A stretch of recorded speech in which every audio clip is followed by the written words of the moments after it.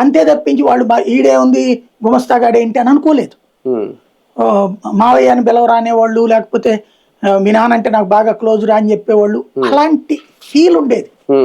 ఇవాళ అసలు ఆ మానవ సంబంధం చచ్చిపోయేది. ఇవాళ నీ డబ్బుని బట్టి నీకు విలువిస్తున్నారు, నీ స్ట్రేచర్ని బట్టి నీకు విలువిస్తున్నారు. ఇక్కడ దెబ్బతింటాం ఒక ఎత్తు. ఈ రేట్ల మాయలో అంటే నువ్వు ఎంత సంపాదించినా ఇవాళ నాట్ కంఫర్టబుల్. ఇవాళ ₹1,00,000 సంపాదించినా నాట్ కంఫర్టబుల్. మనం ఇప్పుడు ఆత్మహత్యలు చేసుకుంటున్న వాళ్ళు ఏంటి, పిల్లలతో సహా ఆత్మహత్యలు చేసుకుంటున్న వాళ్ళు. విద్య ఖరీదు, తిండి ఖరీదు, వైద్యం ఖరీదు, ప్రతిదీ ఖరీదే. కానీ అదేమంటే అవి తప్పదు కదా అంటున్నాం తప్పించి ఎందుకు తప్పదు అనే ఆలోచన రావట్లే. ఎందుకు మనంతట మనం ఈ విధమైన స్టేజ్కి తీసుకెళ్తున్నాం ఆలోచించట్లేదు. ఇప్పుడు ఎల్లినో ప్రభావం వచ్చినప్పుడు ఇది వచ్చింది, దీని ఇంపాక్ట్ ఏమవుతుంది, రేపు బియ్యం రేటు మళ్ళీ పెరిగిపోతుంది, భారీగా పెంచేస్తారు, తర్వాత తగ్గదు. మీరు చూడండి ఈ ధరలు పెరిగిన టైంలో, ఇప్పుడు ఫర్ ఎగ్జాంపుల్ ఈ టమోటా ఉల్లిపాయలు పెరిగిన టైంలో మనకి దోశ రేటు పెంచేశారు, ఇప్పుడు తగ్గిస్తారా?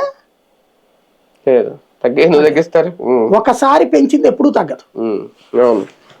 ఇది ప్రజల మీద ప్రభావం పడుతుంది. అంతే. అవును. అంటే ఇవన్నీ కూడా మనల్ని ఫైనల్ గా మానసికంగా ఒక ఏకాకుల్ని చేస్తున్నది వ్యవస్థ. కానీ ధాన్యం ఉత్పత్తి తగ్గితే కొంచెం ప్రమాదమే భవిష్యత్తులో.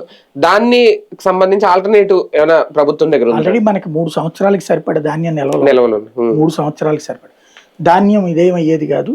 ఆ ధాన్యంగా ఉన్నంత వరకు పురుగులు ఏం పట్టదు. బియ్యంగా ఉంటే పురుగు పడుతుంది కానీ ధాన్యంగా పురుగు పట్టదు. ధాన్యం మనకి చాలా నిల్వలు ఉన్నాయి, 3 ఏళ్ళకి సరిపడా ఉన్నాయి. ఇప్పటిదాకా విదేశాలకు అమ్ముతున్నాం మనం, లేకపోతే ఫ్రీగా పారబోసిన సందర్భాలు కూడా ఉన్నాయి.